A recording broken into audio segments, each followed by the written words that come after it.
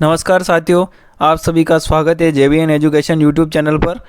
कल के पार्ट 1 में अपन ने देखा था शिक्षण वीडियो से महत्वपूर्ण क्वेश्चन के पार्ट 2 में आपका सभी का स्वागत है। पहले पार्ट में अपन ने 1 से लगाकर 15 तक क्वेश्चन देखे थे। आज से अपन इस पार्ट में 16वें क्वेश्चन से शुरुआत करते हैं। शुरू करते हैं आज की क्लास। आपके सामने 16वां क्वेश्चन आ चुका है। क्वेश्चन आपका है, विद्यार्थियों को पुस्तकों के माध्यम से भाषा की मूल ध्वनियों एवं लिपि करवाकर उन्हें पढ़ने लिखने के कौशल में दक्ष किया जाता है। इस विधि को क्या कहा जाता है, ये आपको बताना है। बहुत ही अच्छा क्वेश्चन है। तो इसका जो सही जवाब हो जाएगा वह हो जाएगा आपका सी ऑप्शन। सभी को आता होगा, पाठ्य पुस्तक विधि इस तरह की विधि की विशेषता कहलाती है जिसमें विद्यार्थियों को पुस्तकों के माध्यम से भाषा को मूल ध्वनियों एवं लिपि का ज्ञान कराकर उन्हें पढ़ने लिखने के कौशल में दक्ष किया जाता है। इस विधि को अपन पाठ्य पुस्तक विधि कहते हैं। चलिए इससे संबंधित कुछ व्याख्या देख लेते हैं। व्याख्या आपके सामने आ चुकी है। व्याख्या आपके है, इसमें है पाठ्य पुस्तक विधि। इस विधि में विद्यार्थियों को पुस्तकों के माध्यम से भाषा की मूल ध्वनियों एवं लिपि का ज्ञान करवाकर उन्हें पढ़ने लिखने के कौशल में दक्ष किया जाता है। इस विधि का प्रवर्तक डॉक्टर वेस्ट महोदय को माना जाता है। पाठ्य पुस्तकों की मुख्य भूमिका संरचित और व्यवस्थित सामग्री प्रदान करना है। तो इनके जो विधि, इस पाठ्य पुस्तक विधि के प्रवर्तक कौन है, तो सही इंपॉर्टेंट हो जाएगा डॉक्टर वेस्ट महोदय। चलिए चलते हैं अगले क्वेश्चन की तरफ। क्वेश्चन नंबर आपका अब 17 आ जाता है। 17वें क्वेश्चन की तरफ अपन अब चलते हैं। क्वेश्चन नंबर 17 आपके सामने है। क्वेश्चन है आपका, संरचनात्मक उपागम का अन्य नाम क्या है, ये आपको बताना है। आपके ऑप्शन है ध्वनि निर्माण उपागम, बी ऑप्शन अक्षर गठन उपागम, सी ऑप्शन वाक्य गठन उपागम और डी ऑप्शन है वाक्य गठन उपागम। तो जिसका सही जवाब हो जाएगा वह हो जाएगा आपका सी ऑप्शन हो जाएगा वाक्य गठन उपागम। तो संरचनात्मक उपागम का अन्य नाम आप बता सकते हैं कि इसका अन्य नाम वाक्य गठन उपागम होगा। चलिए चलते हैं इससे संबंधित कुछ व्याख्या की तरफ। व्याख्या आपके सामने है। संरचनात्मक उपागम, इसमें वाक्यों के ढांचों पर जोर दिया जाता है और यह एक छात्र केंद्रित उपागम है। इस विधि में खंड, वाक्यांश और शब्द का उपयोग किया जाता है तथा वाक्य का गठन किया जाता है। चलिए अगले क्वेश्चन की तरफ चलते हैं। नेक्स्ट क्वेश्चन आपके सामने आ चुका है, 18वां क्वेश्चन। क्वेश्चन है आपका, जेट कोक विधि किस भाषाई दक्षता के विकास में प्रयुक्त होती है। यह क्वेश्चन आपके रीट 2022 लेवल 2 शिफ्ट 2 में क्वेश्चन पूछा गया है। इसके ऑप्शन है ए पठन दक्षता, बी ऑप्शन वादन दक्षता, सी ऑप्शन वाचन दक्षता और डी ऑप्शन लेखन दक्षता। तो इसका जो सही जवाब हो जाएगा वो आपने कर्मचारी चयन बोर्ड ने इसको डिलीट मान दिया था, तो इसका अपन जवाब नहीं देंगे। चलिए तो इसकी व्याख्या मैं आपको बता देता हूँ। व्याख्या में आपको इसका सही आंसर मिल सकता है क्योंकि इस ऑप्शन में कुछ ना कुछ दिक्कत हुई थी, इसीलिए इसको स्टार मान लिया था। चलिए व्याख्या देखते हैं इससे संबंधित कुछ। व्याख्या आपके सामने है। इसमें बोल रहा है कि जेड कोक विधि, जेड कोक विधि के बारे में अपन पढ़ेंगे। इस विधि में शिक्षक बालकों द्वारा पढ़े वाक्यों को स्वयं लिखकर छात्रों को लिखने के लिए देता है। छात्र एक एक शब्द लिखकर अध्यापक द्वारा लिखित शब्दों को मिलाते हुए स्वयं संशोधन करते हुए चलते हैं। जब पूर्ण वाक्य लिखा जाता है तब शिक्षक छात्रों से बिना देखे हुए लिखने को कहता है। तो जेड कोक विधि क्या है आपको पता पड़ गया। अब अपन एक बार फिर से इस क्वेश्चन को देखते हैं। क्वेश्चन था, जेड कोक विधि किस भाषाई दक्षता के विकास में प्रयुक्त होती है। तो पठन दक्षता में, वादन दक्षता में, वाचन दक्षता में और लेखन दक्षता में। तो इसका वैसे सही जवाब लेखन दक्षता भी हो सकता था कि भाई जैसे जेड कोक विधि में, इस विधि में शिक्षक बालकों द्वारा पढ़े वाक्यों को स्वयं लिखकर छात्रों को लिखने के लिए देता है। छात्र एक एक शब्द लिखकर अध्यापक द्वारा लिखित शब्दों से मिलाते हुए स्वयं संशोधन करते हुए चलते हैं। जब पूर्ण वाक्य लिखा जाता है तब शिक्षक छात्रों के बिना देखे हुए लिखने को कहते हैं, पर कर्मचारी चयन बोर्ड ने इसे स्टार मान लिया था। चलिए नेक्स्ट क्वेश्चन देखते हैं। हमने 19वां क्वेश्चन आपके सामने आ चुका है। क्वेश्चन आपके सामने है। क्वेश्चन है, निम्न में से मातृभाषा, राष्ट्रीय जागरण और सांस्कृतिक पुनरुत्थान को जिस शिक्षण विधि से बल मिलता है वह है। आपके ऑप्शन है डाल्टन योजना, बी बेसिक शिक्षा, सी ऑप्शन किंडरगार्टन विधि और डी ऑप्शन प्रोजेक्ट पद्धति। तो ये लेवल 2 शिफ्ट 3 में आया हुआ है रीट 2022 में। तो इसका जो सही जवाब हो जाएगा वो हो जाएगा बी ऑप्शन, बेसिक शिक्षा। निम्न में से अपन इसको आपको यह बताना था कि जिसमें मातृभाषा, राष्ट्रीय जागरण और सांस्कृतिक पुनरुत्थान को जिस शिक्षण विधि से बल मिलता है वह है बेसिक शिक्षा। क्योंकि अपन को पता है कि भाई मातृभाषा कहाँ से सीखी जाती है, तो बेसिक शिक्षा जहाँ से आपको घर से आपको मातृभाषा सीखने को मिलती है सभी को, तो वह मातृभाषा सभी में किस शिक्षण विधि से बल मिलता है, तो वह सब सही जवाब हो जाएगा बेसिक शिक्षा। चलिए संबंधित कुछ व्याख्या देखते हैं अपन। व्याख्या आपके सामने है, बेसिक शिक्षा, इसे बुनियादी शिक्षा के नाम से भी जाना जाता है। बहुत ही इंपॉर्टेंट है, इस बुनियादी शिक्षा के नाम से, बेसिक शिक्षा को ही बुनियादी शिक्षा के नाम से भी जाना जाता है, जिसमें बालक का सामाजिक, मानसिक, शारीरिक जैसे समग्र विकास पर जोर दिया जाता है। यह शिक्षा राष्ट्रीय संस्कृति, सभ्यता, मातृभाषा पर केंद्रित होती है। इसमें चारों कौशल, मौलिक भाषा, पठन, लेखन के कौशल सम्मिलित होते हैं। चलिए चलते हैं अगले क्वेश्चन की तरफ। 20वां क्वेश्चन आपके सामने आ चुका है। क्वेश्चन नंबर 20 आपके सामने है। सभी जुड़ जाइए JBN एजुकेशन यूट्यूब चैनल पर। अगर आप इस वीडियो के माध्यम से चैनल पर नए जुड़े हों, आप सभी से छोटी सी रिक्वेस्ट है, आप तुरंत JBN एजुकेशन यूट्यूब चैनल को सब्सक्राइब कर लीजिए, ताकि मोस्ट इंपोर्टेंट रीट 2026 से महत्वपूर्ण वीडियो, अपडेट, नोट्स आपको सबसे पहले मिल सके। और अगर आपको ये वीडियो पसंद आ रहा हो तो सभी के साथ शेयर करें, वीडियो को ज़्यादा से ज़्यादा लाइक कर सबके साथ शेयर करें अपने व्हाट्सएप ग्रुप आदि में। चलिए चलते हैं 20वां क्वेश्चन की तरफ। आपका 20वां क्वेश्चन आपके सामने है। क्वेश्चन है, प्राथमिक स्तर के पश्चात पद्य और कविताओं के चयन करते समय क्या ध्यान रखना चाहिए, आपको बताना है। ए ऑप्शन है, कविता की भाषा क्लिष्ट होनी चाहिए। बी ऑप्शन, कविता जीवन से दूर कृत्रिम हो। सी ऑप्शन, कविता की भाषा कक्षा स्तर के अनुकूल हो। और डी ऑप्शन है, कविता कल्पना जगत में विचरण नहीं करती हैं। तो इसका सही जवाब जो हो जाएगा 20वें का, वो हो जाएगा सी ऑप्शन, कविता की भाषा कक्षा स्तर के अनुकूल हो।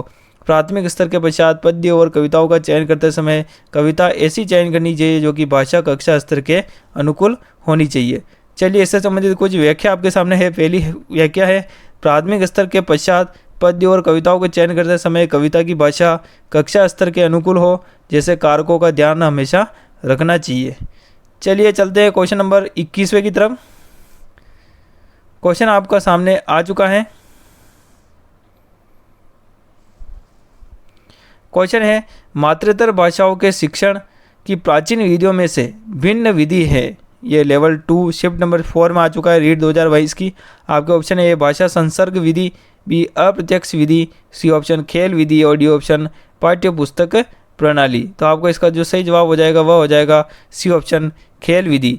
मातृतर भाषाओं के शिक्षण की प्राचीन विधियों में से कौन सी विधि है, तो खेल विधि है। इससे संबंधित कुछ व्याख्या आपकी है। खेल विधि, प्राथमिक स्तर पर इस विधि को सर्वश्रेष्ठ विधि माना जाता है।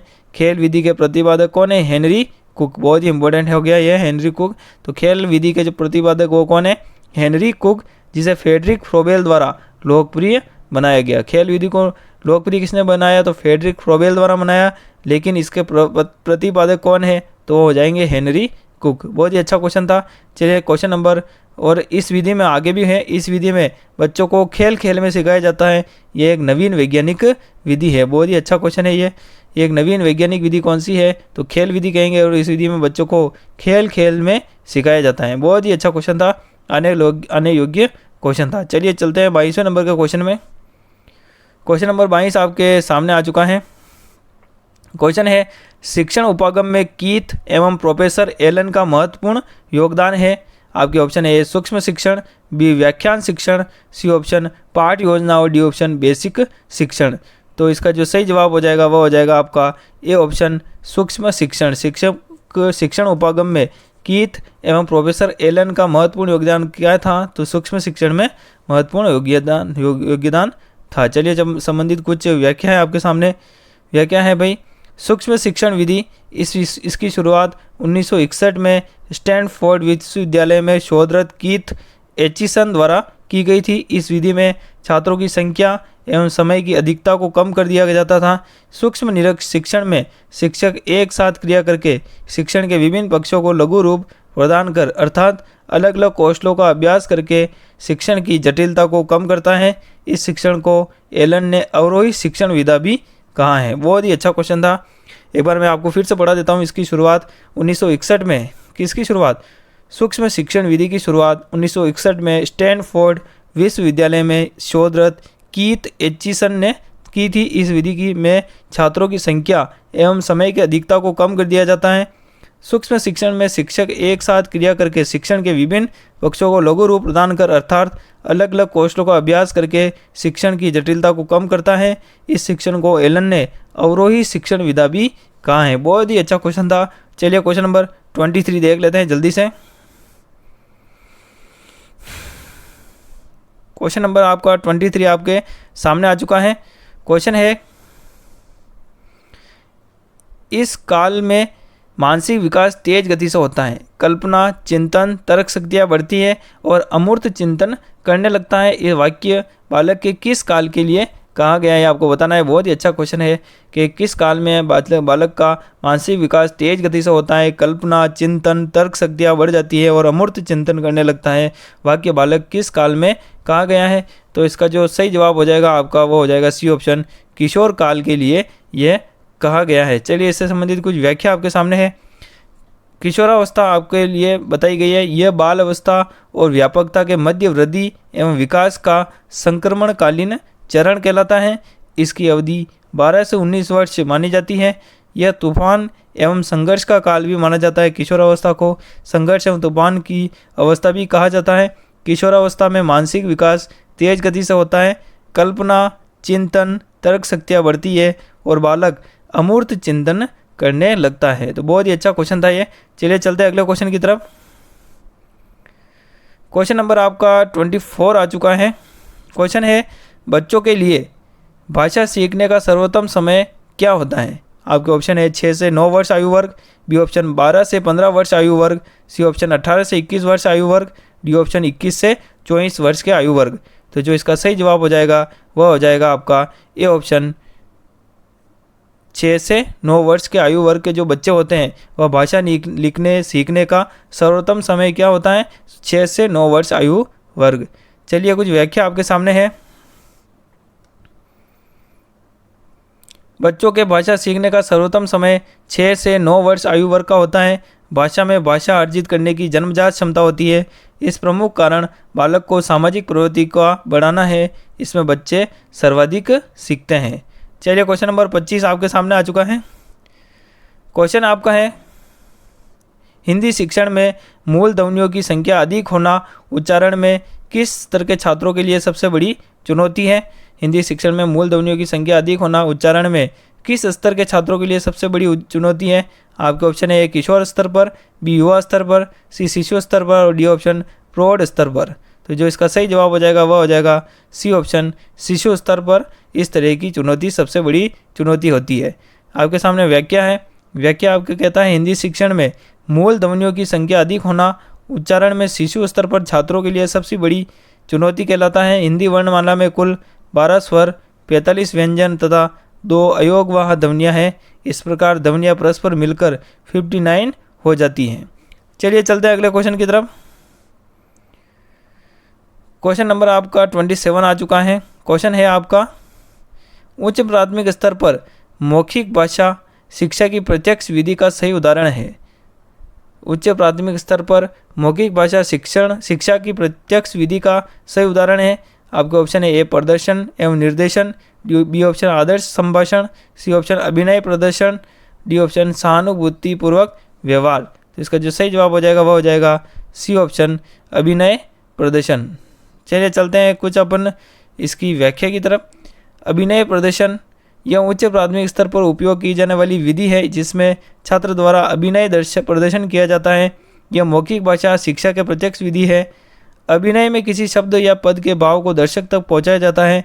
अभिनय के 4 प्रकार होते हैं। 4 प्रकार इनमें से कौन कौन से ये आपको बता देता हूँ जल्दी से।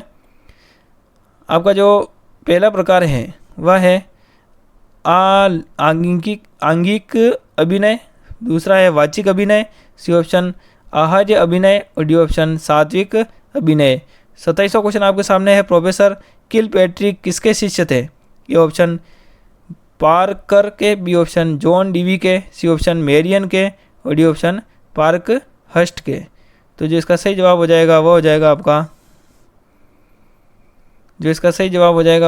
आपका B option John Dewey. Professor Kilpatrick किसके शिष्य थे, तो जॉन डीवी के शिष्य थे प्रोफेसर किलपैट्रिक। व्याख्या देख लेते हैं अपन फटाफट से। प्रोफेसर किलपैट्रिक जॉन डीवी के शिष्य थे। प्रोफेसर किलपैट्रिक जॉन डीवी के शिष्य थे। अच्छा, प्रोफेसर किलपैट्रिक जॉन डीवी के शिष्य थे। चलिए चलते हैं आगे क्वेश्चन की तरफ। और कुछ व्याख्या बची है। किलपैट्रिक ने शिक्षण की परियोजना विधि विकसित की थी जिसे प्रोजेक्ट विधि भी कहा जाता है। बहुत ही अच्छा क्वेश्चन है। किलपैट्रिक ने शिक्षण की परियोजना विधि विकसित की थी जिसे प्रोजेक्ट विधि भी कहा जाता है। चलिए अगला क्वेश्चन 28वां देखते हैं। प्रतिलेख में विद्यार्थियों को किस प्रकार के अक्षर बनाने होते हैं? ए ऑप्शन छोटे, बी ऑप्शन बड़े, सी ऑप्शन किसी भी प्रकार का नहीं। तो जो इसका सही जवाब हो जाएगा वो हो जाएगा डी ऑप्शन। इसका सही जवाब हो जाएगा वो हो जाएगा सी ऑप्शन, किसी भी प्रकार से।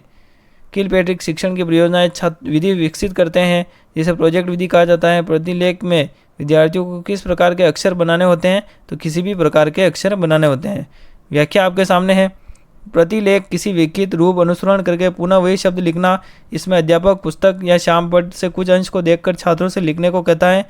यह अक्षर किसी भी आकार में बना सकते हैं। चलिए क्वेश्चन नंबर 29 देख लेते हैं जल्दी से। क्वेश्चन है, मौखिक भाषा शिक्षण की प्रत्यक्ष विधियों में कौन सी विधि नहीं आती है? आपके ऑप्शन है ए भाषण, बी वार्तालाप, सी अभिनय और डी ऑप्शन गद्य शिक्षण। तो सही जवाब हो जाएगा डी ऑप्शन गद्य शिक्षण। मौखिक भाषा शिक्षण के प्रत्यक्ष विधियों में भाषण विधि, वार्तालाप विधि, वाद विवाद विधि, अभिनय प्रदर्शन विधि, नाटक विधि, रंगमंच विधि का शामिल किया जाता है। गद्य शिक्षण में पहले अध्यापक गद्य का आदर्श वाचन करते हैं और फिर इस छात्र उसका अनुसरण करते हैं। चलिए चलते हैं क्वेश्चन नंबर 30 की तरफ। क्वेश्चन नंबर 30 आपके सामने आ चुका है। क्वेश्चन आपका है, राष्ट्रपति महात्मा गांधी द्वारा प्रवर्तित बेसिक शिक्षा का एक प्रमुख सिद्धांत इनमें से कौन सा है? तो इसका जो सही जवाब हो जाएगा वो हो जाएगा सी ऑप्शन, मातृभाषा के माध्यम से शिक्षा प्रदान करना। चलिए चलते हैं इसकी व्याख्या की तरफ। बेसिक शिक्षा का संप्रत्यय महात्मा गांधी द्वारा दिया गया था। बेसिक शिक्षा का महासंप्रत्यय महात्मा गांधी दिया गया होगा। गांधी जी के अनुसार बुनियादी शिक्षा का आधार भारतीय संस्कृति है जो प्रत्येक बच्चों को उसके सभी क्षेत्रों में दी जानी आवश्यक है। इसमें मातृभूमि के माध्यम से शिक्षा प्रदान कर बच्चे का मानसिक, शारीरिक, सांस्कृतिक, आर्थिक विकास तुलना किया जाता है।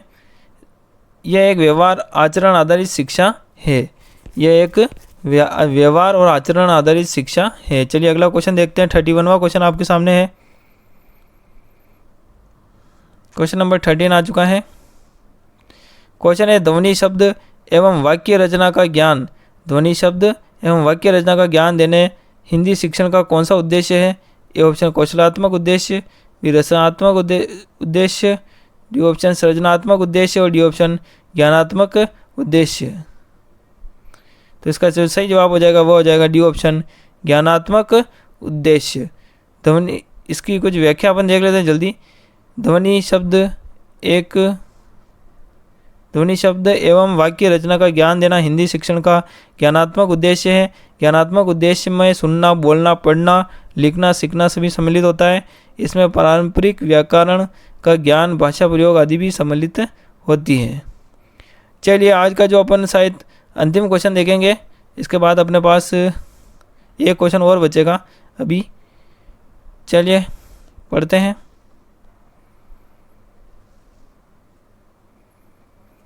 क्वेश्चन नंबर आपका, शिक्षकों को बालक की रुचि का सदैव ध्यान रखना चाहिए। जब बालक की रुचि पढ़ने की ओर नहीं हो रही है तो उसे नहीं पढ़ाना चाहिए। इससे इसके विचारों में बाधा जा पहुंचता है। पाठ पढ़ने से पूर्व उन्हें पाठ में बालकों की रुचि पैदा करनी चाहिए। उपयुक्त कठिन भाषाई कौशल में किस विकास का है? तो जो कोई भी आपका इसका सही हो, सी ऑप्शन हो जाएगा हर्बर्ट का। सी ऑप्शन हो जाएगा हर्बर्ट का। शिक्षकों को बालक की रुचि का सदैव ध्यान रखना चाहिए। जब बालक की रुचि पढ़ने की ही हो और नहीं हो तो उसे पढ़ने लिखना नहीं चाहिए। इसमें उसके विचारों में बाधा पहुँचती है। पाठ पढ़ाने से पूर्व उन्हें पाठ में बालकों की रुचि पैदा करनी चाहिए। उपयुक्त भाषाई कौशल में आपका हर्बर्ट का विधि है। चलिए चलते हैं नंबर 32 की तरफ।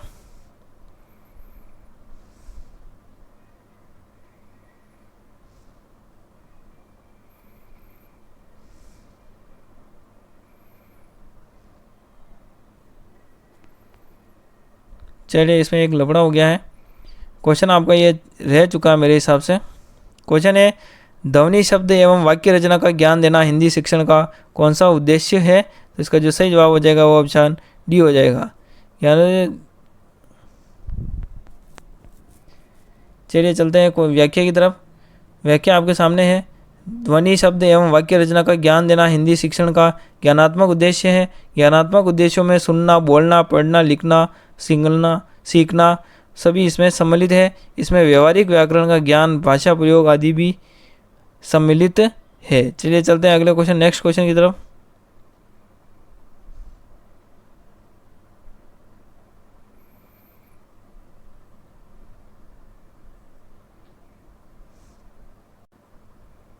आज की क्लास का आप अपन लास्ट क्वेश्चन देखेंगे। क्वेश्चन नंबर 33 आ चुका है आपके सामने।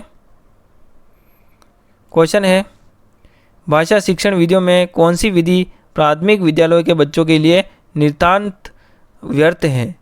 आपके ऑप्शन ए डाल्टन प्रणाली, बी प्रोजेक्ट प्रणाली, सी ऑप्शन मॉन्टेसरी पद्धति और डी ऑप्शन किंडरगार्टन पद्धति। तो इसका जो सही जवाब हो जाएगा वह हो जाएगा ए ऑप्शन डाल्टन प्रणाली।